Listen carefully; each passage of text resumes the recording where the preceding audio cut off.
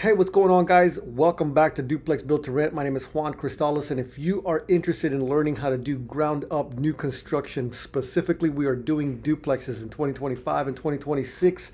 This is the model that works because you have one structure, you have two rents, and it makes the refinancing super, super easy. Guys, let's get into it. We're going to be talking about this particular corner lot here at 401 MLK, and basically what we got going on here is the driveways are finished. What is next? So let's get into it.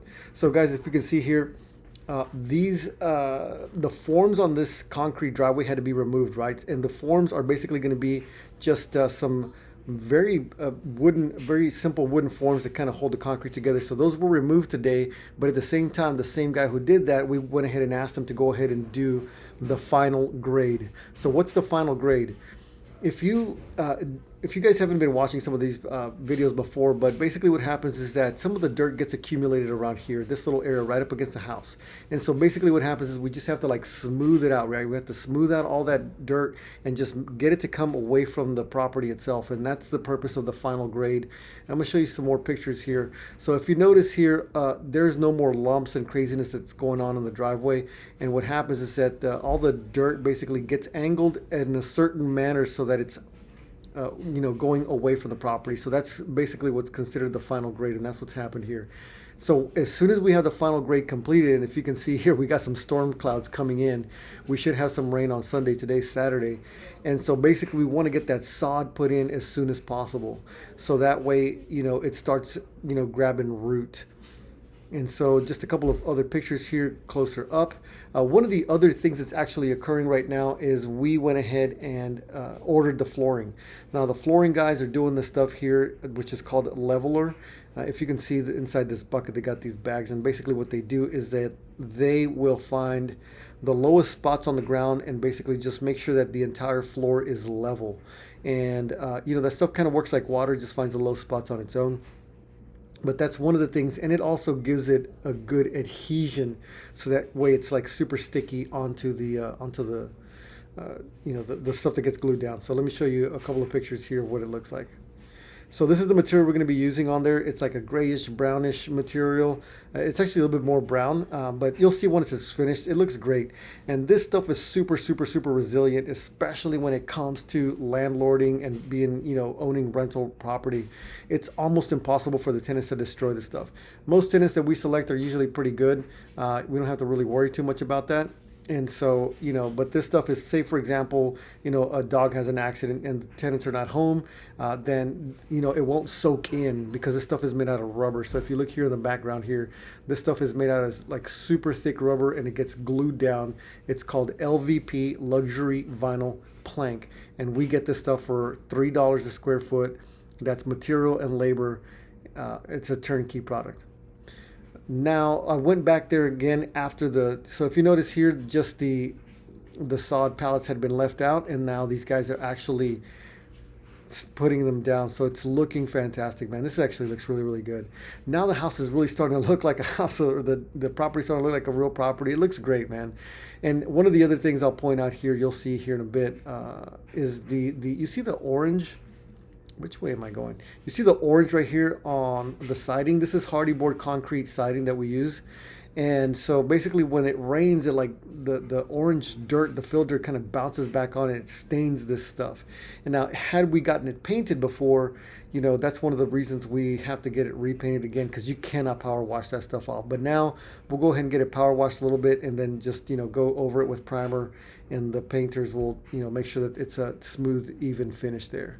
So this is the other side. I was just showing you the A side. This is side B.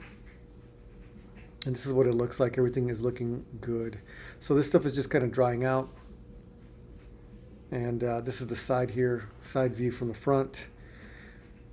It's looking good, man. So you see the orange stuff that's right there that you can see. I mean, that's the stuff that stains, and it just does not come out. Like, say, for example, we had painted it, regardless of the color it had been painted, I guarantee you it would have stained. And so now we don't do that anymore. We just wait until the sod is in, and then we'll go ahead and paint. So those are all the pictures I have. Give me a second real quick here, guys. I'm going to show you a video, which is pretty cool, about the inside of the property and what the inside looks like. So as you can see here, we have these guys doing the prep work This is all the prep work for the flooring. See how everything's looking smooth, everything's pretty much even. If you notice, the walls are not painted. That was another thing, is that we're coordinating with the painters and the flooring guys. Oh, let me back it up, show you exactly what I mean by why it's not painted. Like, say for example, you see this little spot right here. This is what the painters are really annoyed by sometimes. They're like, oh, we already painted, I want to go back over there and touch it back up again. And so they just, they're like, just let the flooring guy do the flooring stuff. We'll cover up the walls. We'll cover up the flooring while we paint the walls. I wanted to show you guys these metal rods that are sticking up out of here. So communication is super important when it comes to dealing with contractors, right? And so one of the things I think people forget to communicate with them is just over communicate with them. So that way they know it's an open door for them to let you know what's going on. So the flooring contractor calls me today and he's like, hey man, there are these rods that are sticking up out of the ground. And he's like, are they for a safe, like a weapon safe? What do you got them there for? Or is it something that we could just go ahead and get rid of? And I'm like, dude, thanks so much for calling me, man. I really appreciate it, because those were part of the firewall. The guy that was doing the foundation messed up. And I said, man, I need to get somebody out there with a grinder to get those removed. He's like, it's no big deal, man. I'll just remove them myself when I come back out tomorrow. So that's pretty cool. I'm glad he called me on it. Because what if it had been for a safe, right? I would have been pretty upset if he had chopped them off without telling me. So man, everything is looking fantastic, and this is basically where we're at with the project. And we are going to be getting the floor tomorrow. Is Sunday. These guys are going to be working, and then the flooring is going to be finished up by Monday. And then on Tuesday we have the countertops coming in for this kitchen. And then basically, man, we're going to be ready to rock and roll here, man. So check this out. This kitchen is going to start looking like a kitchen. We'll get the sinks in. Once the flooring is in, we can get the the toilets in, and just finish off the house as much as we can. We're going to do the exterior paint, just get it all finished up. All of the final guys have to pass inspections, okay? So that's a couple of things that are still pending. So the MEPs have to pass their inspections. So the mechanical, which is the air conditioning guy, has to pass the final inspection. Right, he's got to have all the grills up on the ceiling. He's got to have the exterior condenser unit in. All that stuff has got to be done. The second thing is, we have to ensure that the electrician has gotten all his stuff. You see all the little boxes are missing, the plugs and the switches and all that stuff. So all the lights need to be in. And then the plumber has to have the toilets in. All the sinks, all the P-traps have to be connected underneath the sinks. All that stuff needs to be turned on. He's got to have hot water, cold water. That's the final inspection. They call for that stuff. We don't really get involved with it very much, because that's their responsibility as the master licensed tradesman. And then once all of those things are done, and we have, doorbells, door chimes, and everything just pretty much done, a mailbox, which is something else that we got to get done, we'll call for the final inspection, the certificate of occupancy, and then the city will say, okay, cool, you guys are ready to essentially, put tenants inside this thing if you want to, or sell it. So that's all I got for you guys today, man. Thanks so much for watching. I appreciate you guys. I will talk to you soon.